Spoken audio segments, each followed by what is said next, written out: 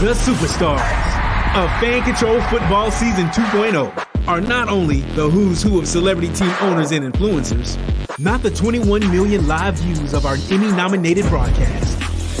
Across Twitch, DAZN, Fubo, NBCLX, Peacock. Or our highlights that scored over 100 million views. And we can't forget best-in-class sponsors. But the biggest star of Season 2 is our play-calling app that allow fans to control the action on the field. Fans pick a team, pick a play, 4 run plays, 4 pass plays to choose from. The play with the most votes is called in real time. We got it. This is where video games and live action come to life. And now, Fan Control Sports and Entertainment brings you Fan Controlled Hoops, where fans call the shots.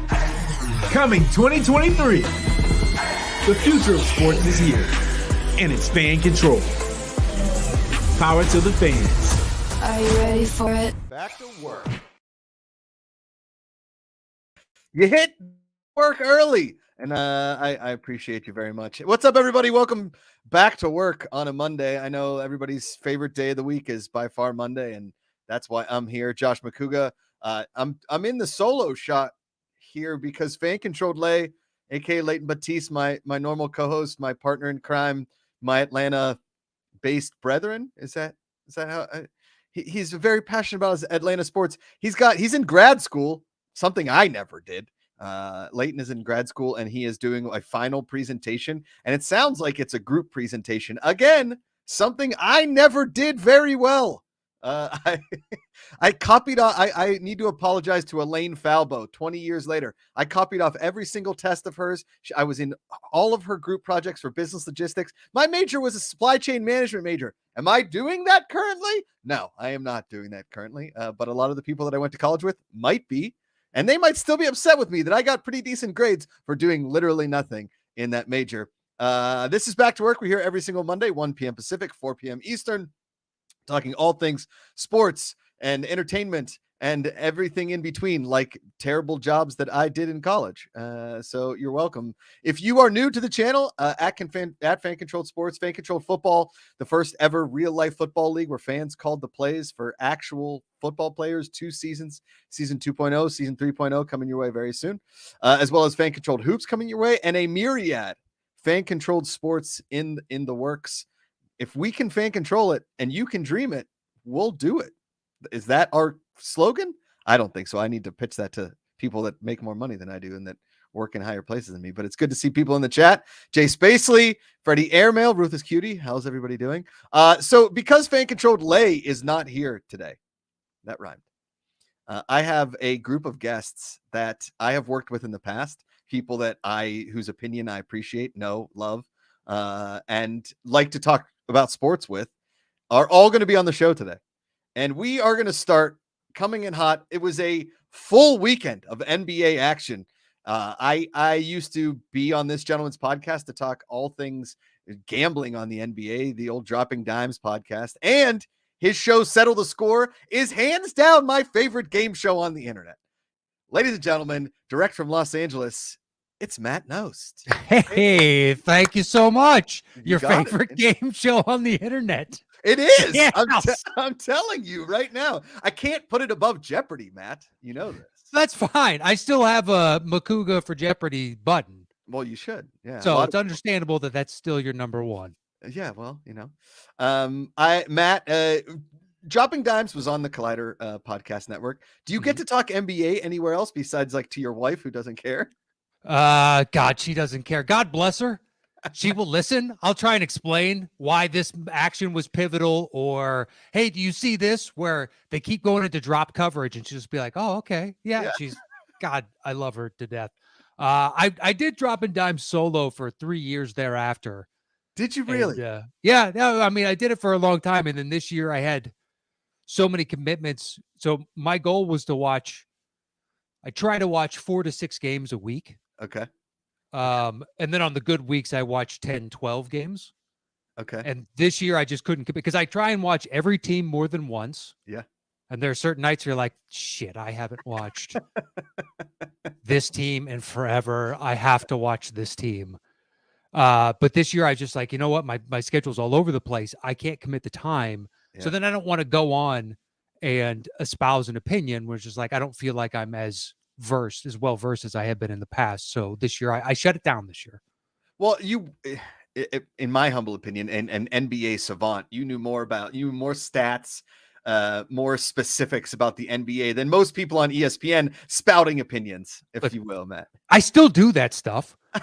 I have subscriptions to services that I used to use to get like, stats I'm interested in. I still go, cleaning the glass and several others. I'm just like, oh, what is this? Okay. I'd like to figure out the numbers on this. I still spend my spare time doing that. Yeah, well, hey, that's your passion.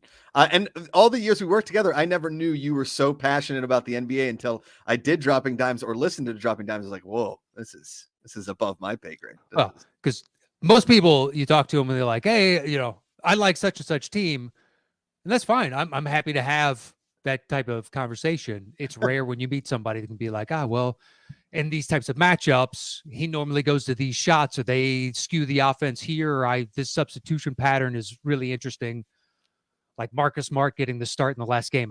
Pardon me, Marcus Morris. I still don't understand that, but whatever. I lose much more knowledgeable about the sport than I am. But yeah, that's here you are. Yeah. What do you think that the GOAT argument is the most annoying argument in sports between LeBron James and Michael Jordan? Do you think that's the most annoying argument in sports? I think it's just impossible. Yeah. I think what we should be having a discussion of who's in that discussion, and that's what it should be. Yeah. Because as the game changes and the rules change and players' physiques and medical technology and nutrition and everything else improves and differs and changes, it's impossible to look at LeBron and be like, well, how would he fare against Bill Russell? Be like, well, I mean, that's not fair. That's not. Bill didn't invest $2 million a year into his body. Yeah, like, it's true. It's true. That's just not fair. Nor does LeBron James have to really deal with secondhand smoke the entire game. In the locker room, guys puffing on cigars. Everywhere he goes. And that's not even, Bill Russell having to deal with the overt racism in Boston at the time.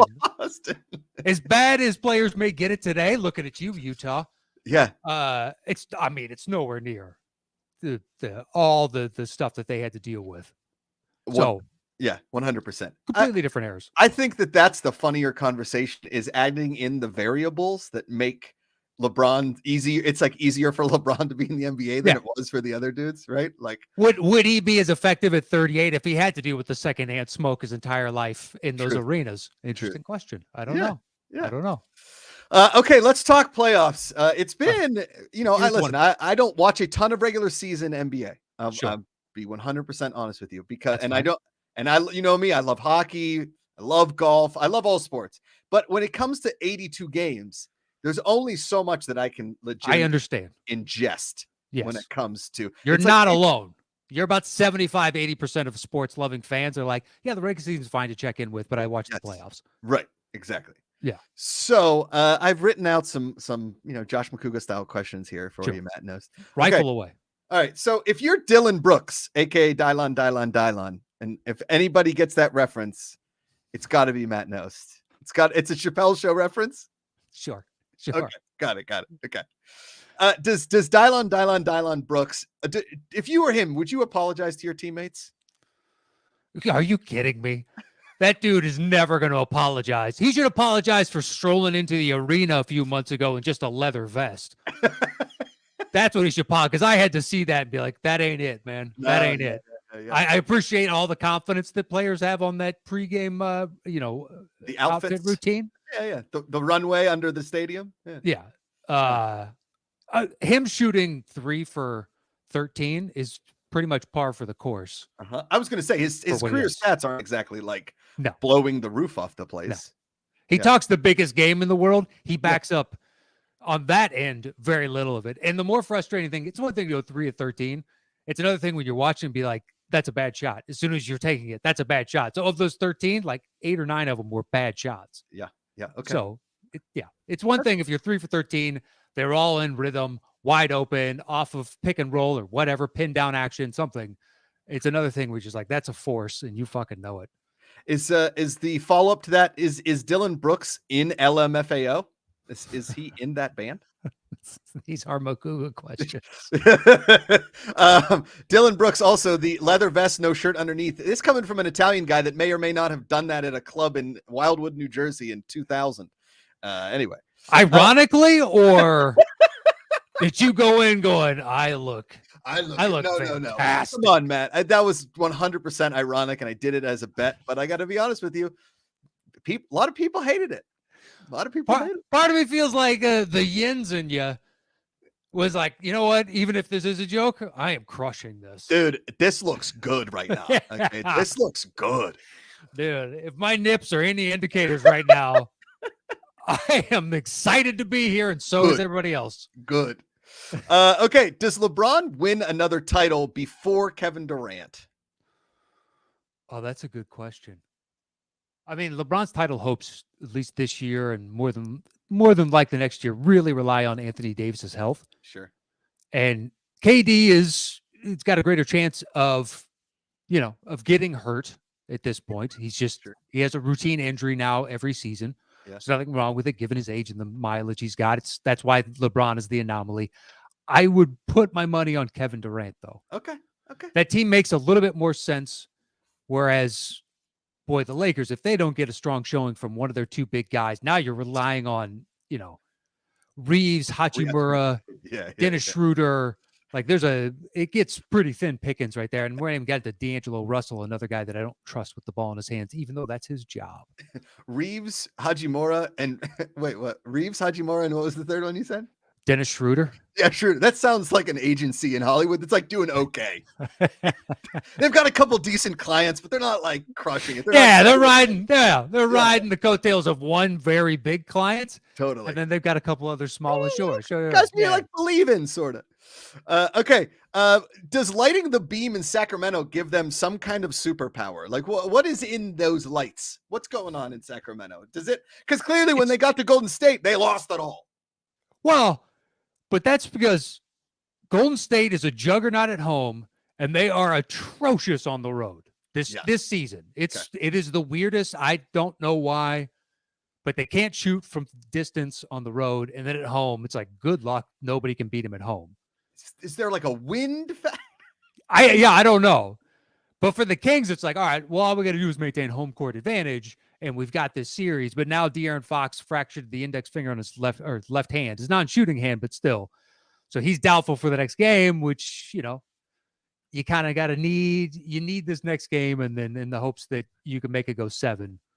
I can't put my finger on it, Matt, but I think that the Golden State could win in Sacramento.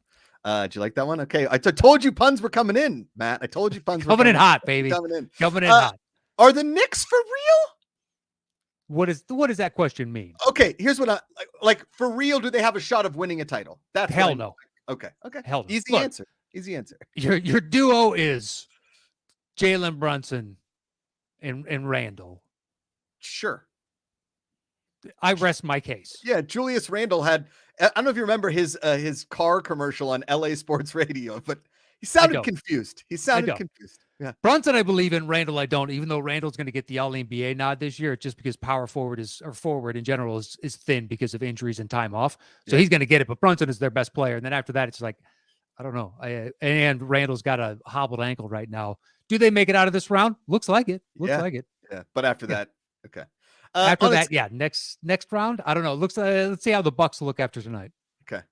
We only got a couple more minutes with Matt. Matt, as always, very entertaining talking NBA. What would you put the Clippers' percentage chance of winning a title? Percentage. Well, I mean, the Clippers are the Clippers. Unfortunately, right when you think they're finally going to get out, they Clipper again. I know. Kawhi is now, his knee is swollen. He's not playing in the next game.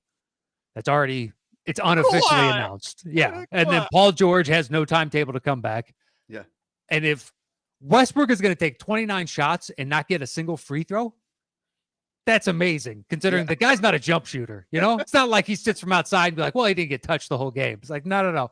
Westbrook flies into the paint. Correct. So if it's not going to be this year when the West is, I don't know who's making it out. Right. It's the most even the West has been. Yeah, this is the year to do it. And Yeah. they're not going to do it this year. Even if they run it back next year, just like Paul George has an injury history, and that injury history is nowhere near as bad as Kawhi's. So unfortunately, with this duo, they're not going to win a championship. It's done. Okay. So 0% chance. 0% chance. Okay. Unfortunate. Do the Wolves win another game? Have you watched any of these games?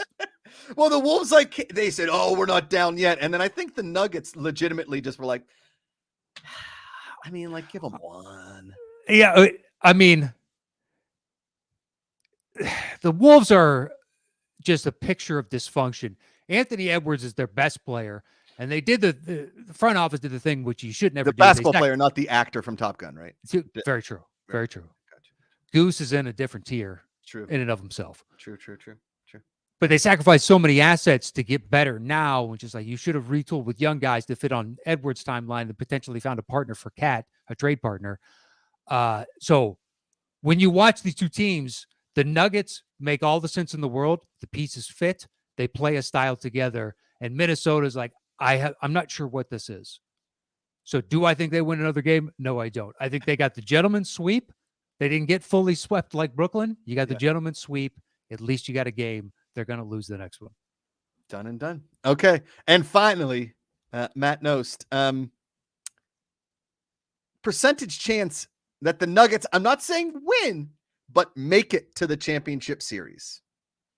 Because the Nuggets, like many teams, have never been there and never won. So teaching a winning culture in that is really tough. And I feel like Nuggets fans get their hopes up and dashed every year. Give them some sort of percentage chance of hope, Matt Nost.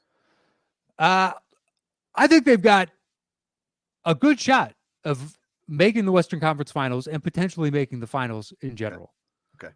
Because next round matchup would be Phoenix, and Phoenix is riding Kevin Durant and Devin Booker to a degree that's kind of disconcerting because they're thin once you get outside of those guys because they had to trade Cam Johnson and Mikal Bridges, and Jay Crowder didn't want to play for him. So they get thin really quickly. And Durant is playing 40, 42 minutes a game. That seems like a lot. Yeah. Considering he's already missed time this season. Yeah. He wants to play those minutes. But should he play those minutes? And then Chris Paul sometimes looks like Chris Paul and sometimes looks like the old guy that he is. So, and then you go up against the Denver team, which is like, oh, these guys are kind of banging on all cylinders. That being said, I could make a case in my head where Phoenix wins that series because you still have Durant and Booker. Yeah. But they make it out of that matchup. Then they have, whoever wins Lakers, Memphis, and whoever wins Golden State. And those four, it's undecided. But they've got a shot. They have a decent shot of making the finals. Okay. So, do they have a shot at winning? I don't know. Okay. Matt Nost, former host of Dropping Dimes. Well, not former host of Dropping Dimes. If you can go back and listen to some old podcasts, you want to hear some awesome Josh McCouga gambling reports in the 2019? I think that was the 2019 basketball season. Yeah, that's the side of it that I don't know. So I loved having you on because it's just like, okay, well, what about this? What about this? And be like, I'd give you odds like this. Okay, that's interesting. Yeah, that's interesting. I'll give you a bunch of futures. But I mean, I put $100 on 12 teams at the beginning of this season. So did you? I was playing my odds there, man. I was a little drunk in Vegas and went wild. So wait, you need at least one of those, obviously, to pay off. Will it cover the $1,200 if it pays off? 12 of the teams that I bet on are currently in the playoffs still. So I have a chance of winning. Okay, but the odds on those at $100, will any of them pay off $1,200? Yes. Yeah. No, they'll all pay off. The question is which one will pay off the most. I'm hoping for my Lakers ticket to hit. That's the one I want to hit. Yeah, well, good luck with that. I know. Thank you, buddy. But you never know. It's so weird. Settle the Score. Tell the people where they can find everything that you do. It comes out on Thursdays. You can search for Settle the Score anywhere you get podcasts, or it's on YouTube. If you go to youtube.com/Matt Nost, you can find the show over there. And the basic gist of it is I give a clue. If Josh was on, I'd give him a clue. And then my partner on the piano, Andy, starts playing the tune. And then you guess the movie that it's from. There are different rounds with different rules, but that's the general gist of the show. And then we tailor the show to the guests. So like we did the last one we had Josh on, we did sports movies.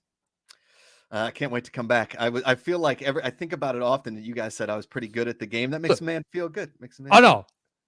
Does your audience know how well versed in rom-coms you are? I don't think so, but we're gonna let you go, Matt. Dude, it is Pantheon level. He was so good. We had to like change slightly the way we approach the game. That's how good he is at it. It's the Makuga rule. I know my rom-coms. I'm not bullshitting. It was impressive. Ah, thank you, sir. Matt knows. Take care of yourself, and we'll bring you back on again soon to talk some more NBA. Please. Right, I'm buddy. always available, buddy. All right, man. See ya. Later, bud. Matt knows NBA playoffs still going very, very strong. I have a really good buddy backstage getting ready to talk some NHL hockey. Later on in the show, we've got Doug Glosser to talk a biblical proportion event of draft knowledge in the NFL coming from a man that isn't paid by any major sports network. I'm looking forward to hearing the history of his draft report. Before we get to the NHL, if you don't follow us on social media at Fan Controlled across everything, Instagram, Twitter, Facebook, TikTok, we have a series that we call Winning is Being Hard. And we just released the winning an NBA title is being hard. And we're very proud of it. So go check it out. Amongst many other videos that we have that myself, Ruthless Cutie, Jess Simola, and Leighton Batiste all put together on a weekly basis for Fan Controlled Sports. And we have some awesome announcements coming up soon for Fan Controlled Hoops and some possible other Fan Controlled Sports. So stay tuned for that. And also at the end of the show, one of my best buds, Jose Ruckus, will be talking Major League Baseball. And I got to be honest with you, I'm on pins and needles. If the Pittsburgh Pirates could actually be a real deal baseball team, is this a thing? Ladies and gentlemen, coming direct again from Los Angeles, California. You would think he's in Edmonton, Alberta, but in fact, he's in LA coming off a beautiful overtime win last night for his Edmonton Oilers. Star of Bold and the Beautiful, ladies and gentlemen, Tanner Novlin. Hey, bud. Hey, guy. What's happening? Yes, I might be in LA, but I am very much back home for the oil, baby. What a win last night. Unbelievable. How many overtime wins can you guys legitimately get through? We lost 2 of them. I know. That's what I'm saying.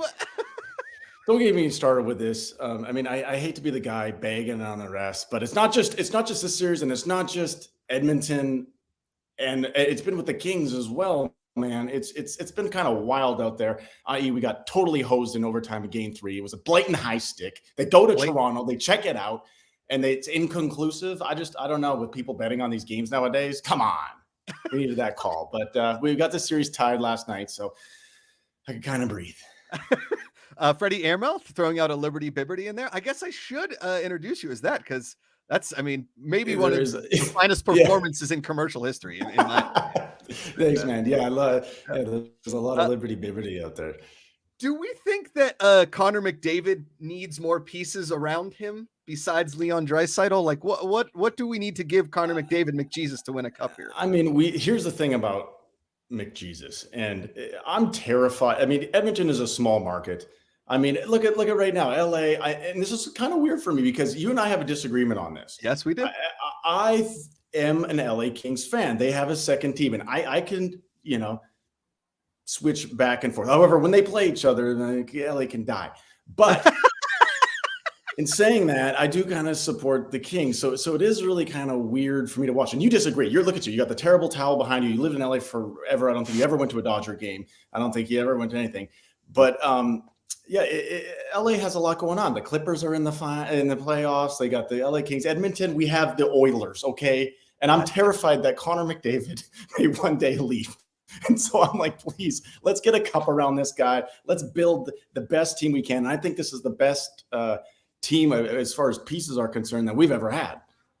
Yeah, that's what you were saying to me when the series first started was, and this is this is right around the time Sid started winning cups. What is this, McDavid's 5th year in the league? Yeah, no, I think it's more than that. I don't even know when he came in. I got his jersey on, but it's been a while. And I remember I think it's good for the league. I think it's good for the league to have these guys, going deep in the playoffs like that. You wouldn't know it from the reffing, but other than that, other than that, it's just this series has been ups and downs. I texted you the other night. I'm like, can we just get like a 5-1 win so I can sit back and enjoy a cocktail and like watch some cruise control? No, they make it every night. It's really interesting, and that's the live hard, die hard as an Oiler guy. You never know what team's going to show up. It's not like the Bruins who are just steamrolling teams, So that was fun to watch, but also hard on my health. Yeah, I get that. As you know, somebody that lived and dies for 16 years, the Penguins had a chance, and this year, man, what a tough break this year. You guys had those 2 losses against some teams that weren't really performing at the time. You thought they would have tanked. We have a Connor Bedard sweepstakes coming up, which is another generational player. You think Chicago, and you guys couldn't get a win out of there to get into the playoffs. That just hurts. And I feel bad for Sid on that too, because that was a great streak. And the Pens are always fun to have in. We need these big pieces. Agreed. Okay, I'm going to ask you, a few little rapid fire NHL questions here, and okay. let's get to it. Do you think there's a clear best team in the West? I think this series right here, Edmonton. This is what a little bit of a shame is. This could be a Western Conference final. I think either one of these teams could go to the Stanley Cup final, and one of them is going to have to lose out in the first round. And that's kind of how the league's structured right now. We couldn't get a break with Vegas losing, so we could have played the Kraken, although they're kind of performing really well too. So hockey's wild, man. It's not – I mean, basketball's a little funny right now, but like usually there's a clear cut. And hockey, you never know, man. It's like thank God we can't bet in California yet over my phone, because I think I don't know if I could handle it. I'm just a fan and I'm stressed. I'm with you. Do you think that if Boston doesn't win the cup, it's just hockey or a major upset? Because, listen, there's been President Cup teams that have been clear and cut the regular season best that have either lost in the first round, second round, haven't even sniffed a cup. Tampa Bay Lightning. I mean, they just lost to the Blue Jackets a few years ago. They got swept. And so I don't know, that team's pretty deep, man. And they're without Patrice Bergeron right now. And I think Krejci's hurt or something, and they're still able to like find the pieces and dig down. That's a really deep team, and I expect a big run from them. They're handling Florida pretty well right now. Yeah. Okay. But I don't know. Out of the West, I think it could be either Kings or Oilers. I got to give respect for the Kings because, man, are they flying out there. Arvidsson, when did he become like one of the best players of the league? Where are these young kids? That's Rob Blake drafting well. He's Colorado, and then I guess he was the Kings for a long time. But it's I don't know. That their goalie's on fire too. That's the thing about hockey. It's like you get a hot goalie. It's like a pitcher. A pitcher is just you can't hit off him. It's like you can't score on. Corpusalo for the Kings. What a pickup out of Columbus from love Jonathan Quick. That's a tough way that go down, but they get him. Oh my God, that's hockey too. I mean, I don't even know if you remember like the late 80s or late 90s in Pittsburgh with Johan Hedberg. When we made runs with him between the pipes. And that's the one thing about hockey, which unlike like you said, good pitching beats good hitting. Always. Mm-hmm. That's like, the old adage, if a great quarterback can lead an entire team through where they need to go. But in hockey, that hot goalie, forget about it. Once they start gaining that momentum of confidence, look out. Yeah. And Boston's got 2 of them. They almost have 2 starting number ones. I think Allmark is like a Vezina winner. Oh, probably will win the Vezina. And so he's on all cylinders right now. So they're a deep team, but you never know, man. It's hockey. The Leafs got a lot of drama around that. Well, that's what I was just going to ask you too. Percentage chance that Toronto makes it to a Stanley Cup final? I mean, they got to get out of the first round first. They haven't done that in a quarter century or something like that. So they got to take one step at a time. But I think the win the other night, that was a big one.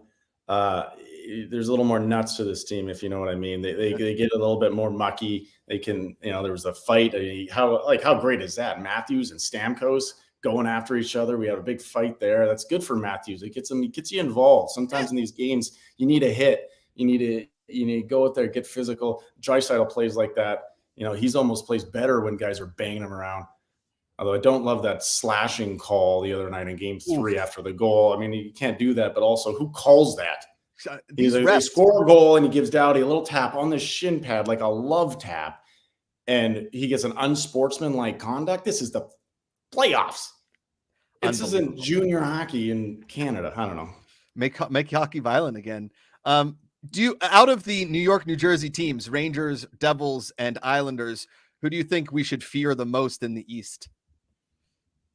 Boy, both these teams are good. They're a little different. Probably Rangers. They got a little more experience, I think. We'll see if that plays out in the long run. But yeah, both those teams are great, but it's going to be, everyone's going to have to go through Boston eventually.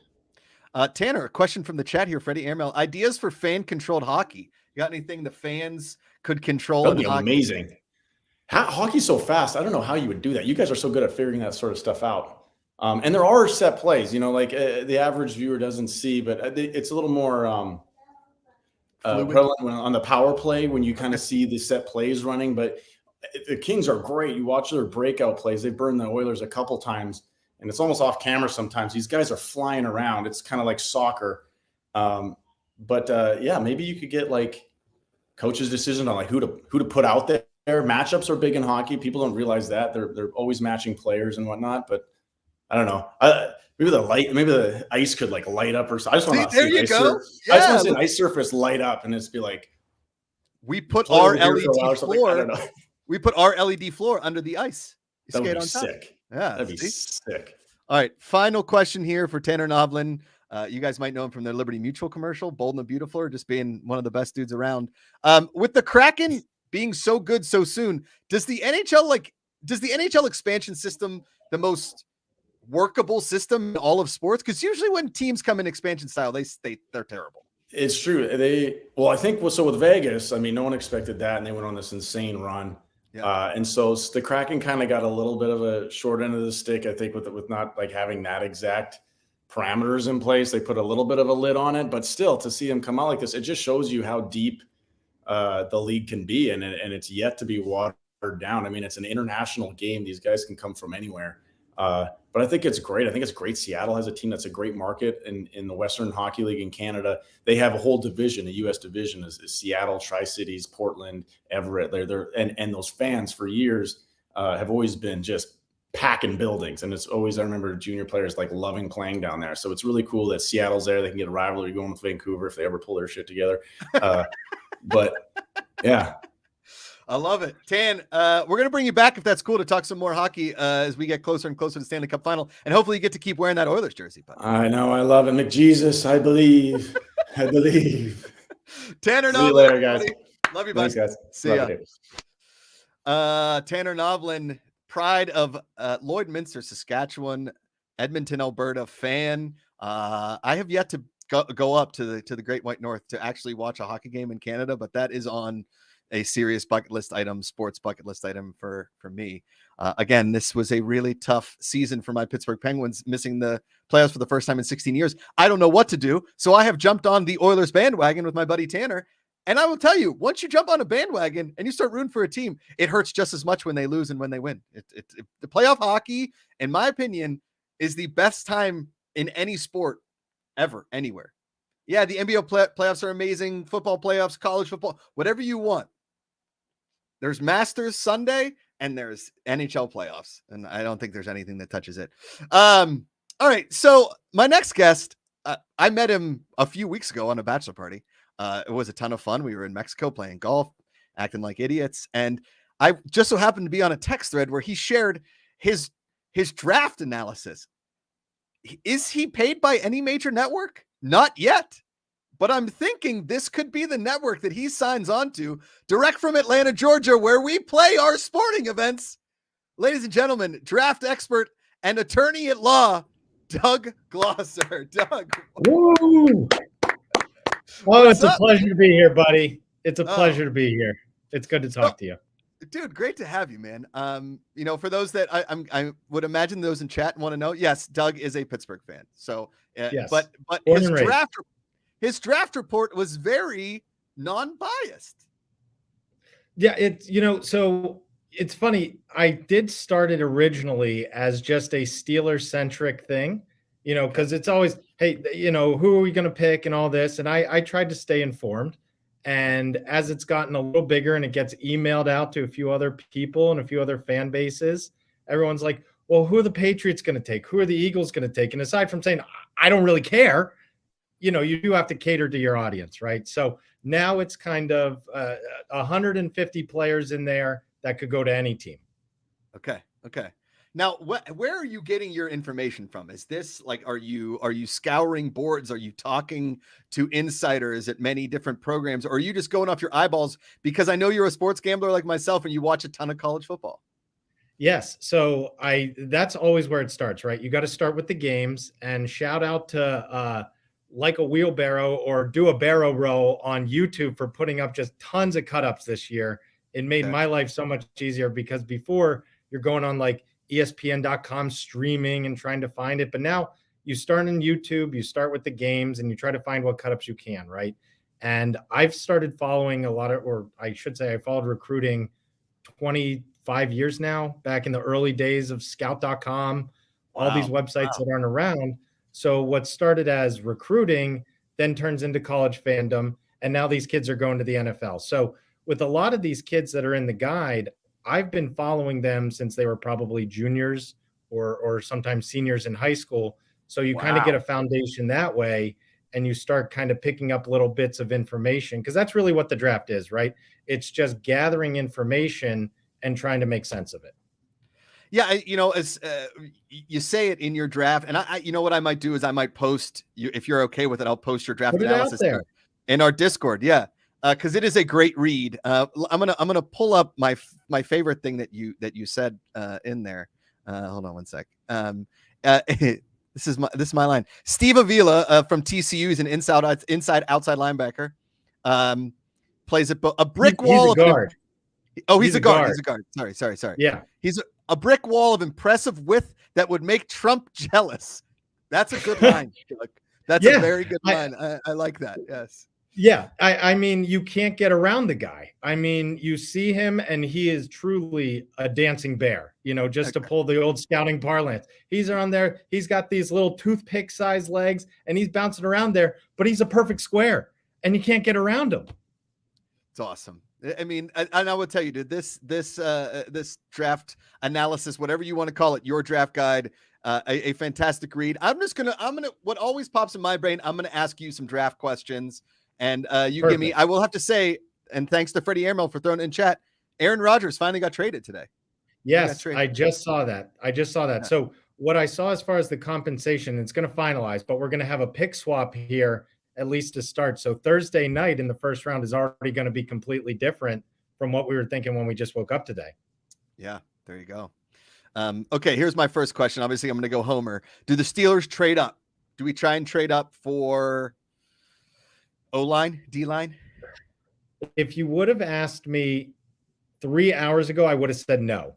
And the reason that I'm going to say yes now is because I got done watching our guys, Coach T and Omar, in their press conference today. And boy, oh boy, Coach T, giddy as could be about that 32nd pick, which is the start of the second round. And I'm thrilled. If you can't tell, I am so thrilled to have that first pick. And the reason that I think that they're going to trade up is because he knows, and he kind of gave it away a little bit. I think he knows that they can play with that 32nd one a little bit, because they're going to be getting calls all night. So with the 49th pick and the 17th pick, I am now predicting that we are going to be going up to select Paris Johnson, offensive tackle from Ohio State. I love that pick. I love the Paris Johnson pick. I love it. That's it. That's it. You just got to follow the breadcrumbs. They're there. You're a lawyer, Doug. This is what lawyers do. They win cases, and they really analyze drafts. And I get paid to read everything that no one wants to read. Mm-hmm. So there it is. Isn't law school just reading books? No, law school is working on the draft guide. Oh, good. Okay, good. Yeah, that's how we're here, right? And that's why we're not running multi-million-dollar corporations or working for the teams. Jalen Carter, do we think that he is going to be, I'm not going to say like a Hall of Famer, but do we think we get 7 good years out of him? Or do we think that what we've seen thus far behavioral wise is going to be the story of his life? Right. And that's a great question. So I think some old school draftniks will hear, or at least see, a lot of the Warren Sapp story in Jalen Carter's story, because before the draft, Warren Sapp, another one of these great talents, but had some questions about, was he mature? Nothing necessarily criminal, even though Jalen Carter was involved in some criminal stuff. Nothing where you go, oh, this is a pattern of criminal behavior, right? That we would look at. It's more just immaturity. So I think we're now seeing a lot more teams that are getting confident with what they're hearing, because down here in Atlanta, we're right in the Georgia media kind of spin cycle, right? This is state-run media down here. So everything is, Jalen was out helping the kids. Jalen's kissing babies. This is going to get dropped. He's doing his community service. He's raising puppies, everything, right? So I don't think that at this point that teams have such a big concern. I think really it depends where ultimately you'd be picking him. So if Chicago was staying at 1, I would say I don't think that with that over his head, you go at 1. But with Seattle in the range at 5, we've heard about, even Atlanta, he's not from here, but staying within the state, kind of where, he has this fan base at 8, that I still think we're in that top 10 range for him. Do we think with him staying in Georgia, that's a bad idea? It's like, Yes. It's like Dan Marino staying in Pittsburgh, right? Yes. Yes, I think it would be a very bad idea. And that's such an interesting thing, because when you're talking about some of these teams, like if you're the Raiders, right, that has to be a huge concern if you're in the Raiders front office. Can you pick a guy? We even saw it with Henry Ruggs. Seemed like a good kid, makes one bad decision, but Vegas is full of bad decisions.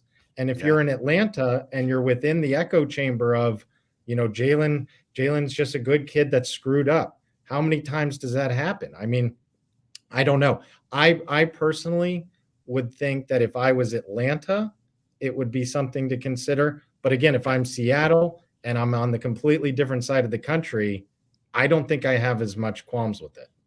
Okay. Before I ask you like the your favorite guy in the draft, maybe in the top 50, those is obvious questions. Let's do like Sure. let's get through, because I only got a few more minutes with you before I got to get to my next guest, and I want to get some good stuff. What is happening to CJ Stroud? What is going on? Why aren't people what's the deal? So the deal with CJ Stroud that I've been hearing is that he is a good kid that asks and wants very particular things out of his coaches, to put it very charitably. Now, is that going to be a problem for everybody? Probably not. Probably not. Certain coaches might coach a certain way, and that might fit with what CJ does. For other teams, maybe it's not. And the other thing too, I don't know if I necessarily believe this, but the other thing that's been floating out there is what's called his S2 score. So if you're not familiar with S2, that's what's replaced the Wonderlic. And it's a cognitive test. They're putting these like flashing lights in front of you. How quickly are you figuring it out? And it's supposed to simulate like how quickly can you read a defense or go from your first receiver to your second receiver, that kind of stuff. And allegedly, CJ has scored exceptionally poorly on that. Like would not be passing kindergarten levels of scores. Now, whether that's true or not, I don't know. The guy that's one of the founders of S2 has come out and said, I'm not going to say which scores are out there, but there's 2 that are out there that aren't right. And the other one that people think that might be is Hendon Hooker from Tennessee, who also scored very poorly. Well, maybe it could be something on the high side. Somebody did the reporting like Bryce Young got a 98, maybe he got a 90 or something. I don't know. But as far as CJ, I think those are the big things. Not to pull back another Trump reference, but like, is this like a Dominion voting machine? They stole the election. S2 machines are rigged. They're rigged for Ohio State. They're rigged for Alabama. They're terrible. We got to take them down. They're going to be down like a dog, Josh. They're going to be on their knees like a dog. I think it's something where whenever stuff comes out this time of year, right, a week or two before the draft, you have to start evaluating and seeing who does that serve, right? So like the Trey Lance things coming out where it goes, Trey Lance is being shopped around, but it's not the 49ers making these calls. All right, well, I think it maybe is the 49ers making these calls. So of course they're trying to drum up a market that's not there. So you have to evaluate what is this information and who does it serve? Now with the S2 stuff, I guess you could be trying to make him fall, but then you'd have to answer to your fan base, well, we now just allegedly took the big dum-dum at quarterback. So what are we going to do? Everybody's fearful of a Ryan Leaf and a Jamarcus Russell. Doug, It happens. everybody. It happens. It happens. So that's why this is so important. I'm remiss to say that this is the real Super Bowl when, the sport has the Super Bowl right in it, but this is as important as it's going to get. You're not wrong. Okay, so if you were to take all of the teams in the NFL, what team needs this draft to be the most successful? Like, what team do you think has the most riding on this draft? Yeah, I mean, the easy answer, of course, is Carolina, right? Because they made the big trade to hop up to number one, and anytime that you're coming up for a quarterback, particularly, and it sounds like that it is Bryce Young, it's huge, right? You got to nail it. If you don't do it, it sets you back years. But conversely, you could say the same thing is true of the team that traded with them, which is the Bears, right? So they got a new general manager, new staff in there. They got Justin Fields. Is he the answer? I don't know. Now, if it was me, I might have stayed at one. I might have taken Bryce Young and done an Arizona Cardinals thing, which takes a little, what my people call chutzpah to do when you got a quarterback there and then you want to take another one at one. But if he's the right guy, what are you going to do? Alex Smith went 11-5. They still went to Pat Mahomes the next year. It's very true. It's very true. Mm-hmm. Okay, two final questions. And these are kind of sillier. These are just yes or no questions. Doug Glosser. Doug, let's bring you back after the draft to see how you think your draft report went. We can get a little in depth with that. Should the NFL make everyone who's backstage with the players wear a name tag so we know who they are? Yes. Yes. Good answer. And finally, should teams draft kickers and punters? No. I'm going to go fantasy football on this one and say, if you draft a kicker or a punter, you should be fired. You're out the league. No, there's way too many of them. The Steelers drafted the punt muffin. Look how that worked. We brought in Bradley Mann. He's out of here. Doug Glosser, NFL legend? ? Soon to be the next draft expert that you see on here more often for fan-controlled sports and entertainment. If you are in our Discord, we will post Doug's draft analysis. It's absolutely fantastic. If Check you it want to out, follow, reach out to me. Yeah. If you want a copy of it, follow Doug on Instagram. He can get it to you. No problem. And Doug, thanks for being here, bud. Thanks for having me, man. Great talking to you. You too, bud. We'll talk to him. Doug Glosser, attorney at law, speaking the truth. The NFL draft report. I'm telling you, when I post it, you guys are going to read through it. He did his homework. It is impressive. I love it. This is the kind of thing. This is the kind of thing that I would sneak into church when I was a kid and just read instead of the Bible because church was so boring. And here we are, and just hosting a show about sports. Speaking of a guy that sneaks weird books into church. No, I'm kidding. Ladies and gentlemen, you know him from Don't Cause a Ruckus every Wednesday here on the Fan Controlled Sports and Entertainment Network, talking some baseball live from parts unknown, the greatest mustache in all of sports talk. It's Jose Ruckus. What's going on, man? How you doing? What's up, bud? How we doing? I'm back to work, man. Yeah, it's Monday. He's feeling it. Yep. How was the weekend in sports for you, my friend? A very, very interesting sports weekend, man. Like a whole bunch, like obviously NBA, playoffs going on. That's super fun and stuff. But this last week closed off for the MLB. A lot of crazy stuff went down. The whole Scherzer suspension happened. I don't know if you saw Mookie. Did you Mookie watch Betts play shortstop? I did. I missed that. No, Mookie Betts at short. Okay. Yeah. I saw this video of David Cohn showing how rosin and liquid work together, and I found it extremely interesting.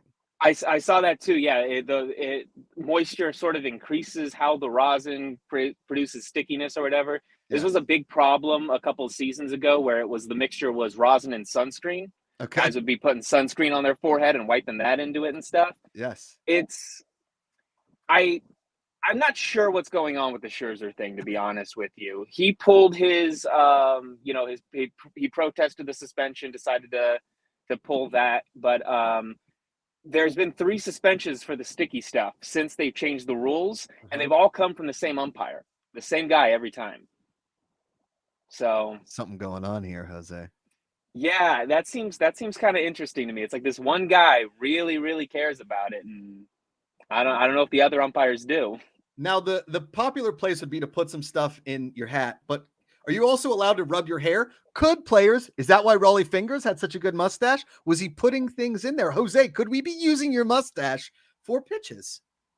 I suppose you could. Yeah. I mean, I don't know what the details are. If like mustache wax is banned by the MLB, I don't know if that's on the list or not. Okay, You could maybe hide some stuff in there. I mean, for sure. Do we think that what's happening in Oakland is going to be good or bad for baseball? I think for baseball, I don't think it has a lot of effect on the overall MLB. I don't think it's going to be that big of a deal. For the A's, I think it's going to be really bad. Oh, okay. Yeah, I don't see, just because they moved to Las Vegas, I don't think all of a sudden the owner is going to start spending money. He hasn't spent money for 20 years. I don't think a change in venue is going to make him change his mind. And I mean, I don't know if you follow the stuff with the Raiders, but all last season, the ownership was complaining that they can't get a home crowd for a Raiders game in Vegas. And I mean, with everything going on in Vegas, I don't think baseball is going to be the most interesting thing that you could do in Vegas. Right. And So I mean, listen, I know that they've said that the stadium is going to have a retractable roof.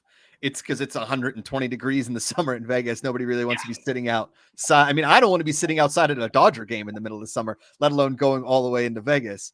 It's a lot like LA sports, man, is whether you're the Chargers or the Rams, or, I mean, the Dodgers and the Lakers probably being the biggest exception, is when teams come to town, it's a big away crowd for every single team. I mean, the Pirates even push numbers at Dodgers games, and the Steelers 100%, it was a home game for the Steelers every time they come to LA. So I get that aspect of what is the crowd in Vegas going to be like for the A's. Yeah, that's really tough, man. I think it's a shame that owners and teams in traditional markets, I mean, it's been 68, can't find a way to figure out how to build a stadium without using a ton of public money, because I don't know if that's the move anymore. I mean, that's already cost multiple cities teams. It's hard for me to believe that if you can afford to own a baseball team, you can't afford to build a stadium. Right. It seems ridiculous. And I mean, you're starting to see, like, in the NFL, they're not using public money to build stadiums anymore for the most part. I mean, Vegas, it was all privately done. Most of the new stadiums are all privately done. So I don't think that it's a real excuse. I think that ownership wants to move, and they use the stadium as an excuse. And to me, in a place with the amount of money that Oakland, San Jose, Silicon Valley has, that they couldn't find some tech millionaire that could raise some money over like a 30 to 40 year period, you don't think you're going to see your money back on a professional baseball franchise? I mean, I don't know. It's ridiculous. I mean, you've seen it. I feel so bad for the people of Oakland. I know a lot of Oakland fans because, I'm in Northern California, and they lost the Warriors, went across the bay. They're a San Francisco team now. They lost the Raiders. They're losing the A's. It's terrible for a community that has been very diehard supporting their sports teams for so long, for them to lose. When the Warriors were bad, Oakland fans were there being Warriors fans, So right. Yeah, I think it sucks. That's tough, man. Okay, let's get to the elephant in the room. Yar, matey. Are my Pittsburgh Pirates for real, Jose? I think they might be. It's hard to tell. Answer. Go ahead. Baseball, it's hard to do anything with these small sample sizes, right? Where sometimes a team just looks like the best team in the world for a stretch of a month, and then they fall off a cliff. Okay. I do see that, like, the major sports websites, when they're doing their power rankings, they're not giving the Pirates a lot of respect. I mean, it's understandable. They've been bad for the last couple years. They've been the worst team in the sport, but they're looking really good right now in a way that I think is, like, potentially sustainable. Not, the best team in the National League sustainable, but a playoff team, I think absolutely. Oh, I love to hear playoff team, absolutely, and the Pittsburgh Pirates in the same sentence. Did you happen to see that career minor leaguer Magi? Is it Magi or Magi get brought up? Magi, yeah, that's super cool. He played like 1,000 games in the minors, and he's finally getting called up to the bigs. Man, I love hearing stories like that. I mean, he looked older than me. I'll take it, man. It's awesome. Freddie Airmail saying David Bedard is for real, so that should help the Pirates win the close ones. I don't disagree.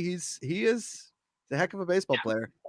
Okay, I only have you for a little bit left, coming up to the end of the show here, and I appreciate you always being here, Jose. I love your baseball takes. Okay, a team right now with a winning record that is a total fraud in the in MLB. A total fraud? Teams like Rangers. The Rangers are for real. Okay. The Rangers are really, really good. I'm Okay. going to go with the Yankees. Wow. I think the Yankees are getting a lot of hype right now, and I think that they're a solid team, but they're going to spend the entire season fighting for a wild card slot. People are way overvaluing the Yankees. Wow. Okay. Freddie Airmail saying D-backs or Marlins, maybe. Okay. I think the Marlins have one of the best pitchers in the game. He's struggling right now, but I expect him to get better. The D-backs are maybe a little overstretching. They're going to change up their pitching rotation completely here in the next month. So I still have some belief in that team. Okay. How many home runs wins the home run title this year? I don't know who. I'm not saying who. I'm saying who. Like, what's the number? What's the most home runs hit this year with the pitch clock and how things are going? Potentially, I think maybe we'll see somebody hit into the 50s. Okay. But yeah, I wouldn't expect us. We're not getting what we got last year with Aaron Judge. I think that was a one-time, once-in-a-generation kind of a thing. Okay. All right. I mean, 60 home runs. When McGuire and Sosa were doing it and Barry Bonds, that was in my formative baseball years. That was one incredible summer, man. I'd say bring back steroids. I got to give a shout out to Ruthless Cutie, who says he's really going to pretend he doesn't see the graphic. Yeah. Ruthless Cutie put me as an old person into the Pirates. Both people. Very funny. Thank you. Thank you very much. All right, Jose, last question for you before I got to let you go. What city with an awful baseball team do you think has the best fans? The best fans? I would have to go with San Diego, probably. I mean, they're a good team now, but for, the last 20 years, that team wasn't anything to shake a stick at. And the fans, I mean, it helps that they have an amazing ballpark, but the fans have been really, really great there the entire time. Okay. All right. Jose Ruckus, last time we talked, each time I bring you on, I'm going to ask you to give me who you think is going to win the World Series. And I want to edit it together over like a super for the whole season. Okay. So last time you were on, do you remember who you said? I said that we were going to have a repeat with the Astros and the Phillies. You did say that. Do you still believe that?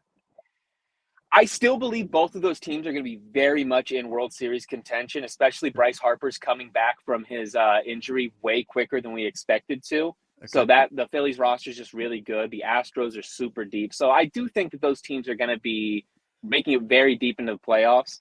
I almost went with the Braves last time I was on. I was very, very close to, and I wish that I had gone with the Braves. Okay. So this time I will say the Braves. Oh. And then I really like the Blue Jays, man. Okay. They're contending right now. They're in like the toughest division in the sport, having to play with the Rays and the Yankees. But I think that the Blue Jays are the team that's like built sustainably to make it through an entire season. So this time I'm going to go with the Blue Jays. Okay, so week one of the MLB season, Jose Ruckus drops in and he says Phillies Astros. We're now in week 4 of the MLB season and he is going Braves, Blue Jays. Okay, I like it. Okay. Jose Ruckus, don't cause a ruckus every Wednesday, 6 p.m. Pacific. Jose, thanks for being here and for being the best. And I think there was a question in the chat. You got anything in the mustache right now? You got anything saved out there? Okay. I do not. No, I try to keep it very clean. Yeah, well, it looks clean.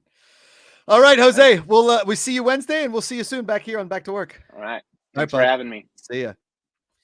Hey Jim, I want to talk about golf real quick, and I know that Ruthless Cutie made a golf graphic. Can we just talk golf? I know it's 2:01, and we should be ending the show, which we will do. But let me end the show on a little bit of golf. We didn't even use the Back to Work graphic today. You could have hit it a couple times. You can go back to work if you want to. Back to work. Oh, I think we have a golf graphic. Do we not? Did I make that up? Did I made something in there, didn't I? Yeah. Josh gets to talk golf. Wow, James. Ruthless cutie. There we go. Okay. Thank you. Stop it. Okay.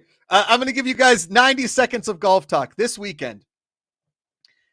The PGA Tour played the Zurich Classic, which is a team event, which has sort of become almost an exhibition. And my plea to the PGA Tour, maybe not a plea, but my idea for the PGA Tour is, why not make the team event fan controlled? Now, not all the teams have to be fan controlled, but let's just say like 3 or 4 of the teams. I mean, look, there's a lot of, I don't want to say has-beens, but a lot of pros that are now either on the Champions Tour or guys that really haven't made a name for themselves on the PGA Tour that are forming teams. John Daly and David Duval play together. Those guys haven't been in a legit PGA Tour event in a while. So the Zurich Classic is sort of taking a page out of a little bit of a mid-season exhibition where the guys can kind of relax and enjoy playing golf and have some fun with some buddies. If you watch the Keith Mitchell, Sung J M press conferences, they were hilarious. Okay. Make the team event fan controlled. There's so much that you can do in fan controlled golf. You can choose shot shape, you can choose club, you can be the caddy. We can do all kinds of creative things. We can move trees, we can create out of bounds markers. We can do kind of anything we want if we really wanted to have some fun with the Zurich Classic. Now, a lot of guys will say this is a legit PGA Tour event, which it is. But why not have a little bit more fun with it if it is a team event? It still counts for FedEx points. It still counts for all of that, but we can get fans more involved. And why not break the ice with a fun team event?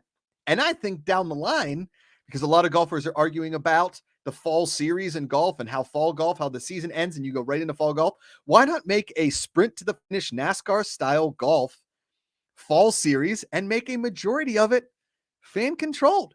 It could be a ton of fun. Bring up guys from the Korn Ferry Tour, bring PGA Tour pros, whoever wants to play in it, Champions Tour, have teams of Champions Tour guys, Korn Ferry guys, and PGA Tour guys. Make an element of it fan controlled, make certain foursomes fan controlled, make a team event out of it, and really get fan controlled golf off the ground. Because I think, and maybe I'm biased, it is a genius idea. My other 2 comments about golf. If you watched any of the live golf this weekend, you saw Chase Koepka hit a hole-in-one in Adelaide, Australia, and the crowd go absolutely insane. It's very eerily similar to the 16th hole at the TPC in Scottsdale during the Waste Management Open, where if they hit a hole-in-one, the place goes absolutely bonkers. It's one of the greatest holes, if not the greatest hole in golf all year long. I think that needs to happen more often on the PGA Tour. I'm not saying every weekend to where it becomes old hat and it starts getting a little ridiculous, but I think that you can turn stadium golf more and more into something that can be a repeatable and beautiful thing in professional golf. Where do you do it? I don't know. I'd love to be on the team that researches courses that we could make some of these par 3s or even reachable par 4s, because we haven't seen a hole-in-one on a par 4 on the PGA Tour in a very long time. I think it only happened once, and I could be wrong. It may have never happened. And finally, the LPGA had their first major of the season. The Chevron World Championship used to be called the Dinah Shore in Palm Springs. This is the first year it was in Houston. Now, the tradition is that in Palm Springs, you dive in the lake off the 18th hole. That's in Palm Springs, where right now it's currently about 90 degrees. They were in Houston wearing long sleeves, and they jumped into a pond that looked eerily brown. I love jumping in bodies of water. I don't know how excited I'm going to be to jump in a body of water, even after winning a major that is not exactly pretty and freezing cold outside. But if you love golf, and in particular, you love major golf, the Chevron World Championship this weekend went to a playoff. It was super exciting. It was just awesome. And that's my rant on golf. And thank you all for watching Back to Work. I'm Josh McCouga. We missed fan control Leighton Batiste this week on the show, but he will be back next week. Good luck on his final report in grad school. A special thanks also to Matt Nose, Tanner Novlin, Doug Glosser, and Jose Ruckus for joining the show. Thanks to everybody in chat, Ruthless Cutie, Freddie Airmail, everybody that popped in. We really appreciate it. Follow us across all social medias at Fan Controlled. Follow me at Josh McCouga. Until next Monday, get back to work and power to the fans. Back to work. Thank you, fans, for watching Back to Work with Leighton Batiste and Josh McCouga on the Fan Controlled Sports and Entertainment YouTube channel. If you liked this video, you can check out other videos right here.